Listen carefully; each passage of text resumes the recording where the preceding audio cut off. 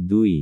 কোদণ্ডা রাম মন্দির, কোদান্দরাম স্বামীর মন্দির এবং তার মাহাত্ম্য। কোদান্দ রাম স্বামীর বিষয়ে স্থানপুরাণে বলা হয়েছে, শ্রী রামচন্দ্র যখন রাবণকে বধ করার পর অযোধ্যার পথে গমন করছিলেন তখন তিনি কিছু সময় তিরুপতিতে কাটান এবং তিরুমালার স্বামী পুষ্করণীতে স্নান করেন।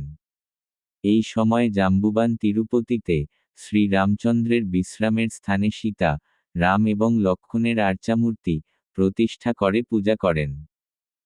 জাম্বুবান সীতাদেবীকে রামচন্দ্রের ডান পাশে এবং লক্ষ্মণকে তার বা পাশে প্রতিষ্ঠা করেন। মন্দিরের সামনে গরুড়ের প্রতিষ্ঠা করা হয়েছে। দ্বাপরযুগে জন্মেজয় মহারাজ এই মন্দিরের পুনরুদ্ধার করেন এবং শ্রীরামের পূজা করেন। কোদান্দ রাম স্বামীকে শ্রদ্ধা জানিয়ে অন্নামাচার্য বহু কীর্তন রচনা করেছেন। তার একটি কীর্তনের ভাবনা, যদিও শ্রী রামচন্দ্র দশরথ মহারাজের পুত্র, তিনি মোক্ষ প্রদানকারী নারায়ণ। তিনি সাধারণ মানুষের মতো প্রকট হলেও তিনি শ্রীহরি।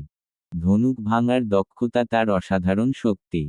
রাজা হয়েও তিনি তার পায়ের ধুলিতে পাথরি অহল্যাকে নারী হিসেবে রূপান্তরিত করেছেন।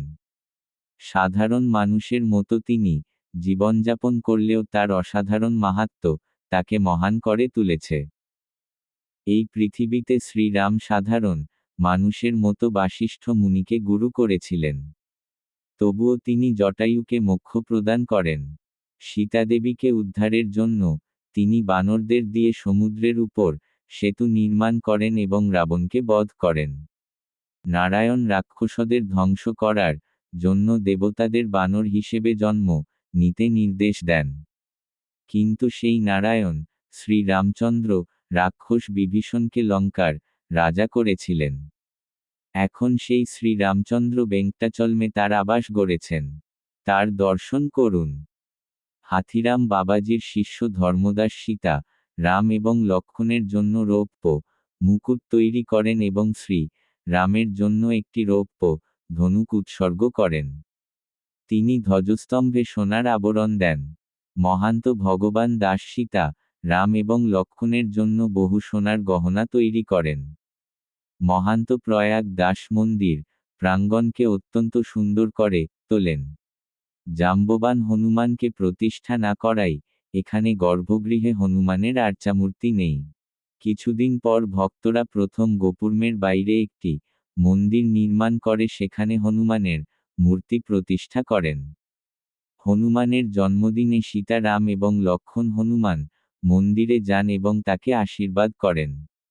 সেখানেই তারা পূজা গ্রহণ করেন এবং পরে ফিরে আসেন। অন্নামাচার্য হনুমানকে এইভাবে তার কীর্তনে কীর্তিত করেছেন। মহাবীর ও হনুমান, তোমার লেজ উঁচু করে সামনে বাড়িয়ে চলার আকৃতি বিস্ময়কর। তুমি রাক্ষসদের বধ করে সীতাকে রামের আংটি দিয়ে সান্ত্বনা দিয়েছ। তুমি ভক্তদের আশ্রয়দাতা। তুমি তিরুপতির নিচে উপস্থিত হয়ে ভক্তদের করুণার দৃষ্টিতে দেখছ যারা শ্রী ভেঙ্কটেশ্বরকে সেবা করতে আসছেন। কোদান রাম স্বামীর মন্দিরটি গোবিন্দরাজ স্বামীর মন্দির থেকে আধা কিলোমিটার দূরে এবং রেলস্টেশন থেকে মাত্র 1 কিলোমিটার দূরে অবস্থিত।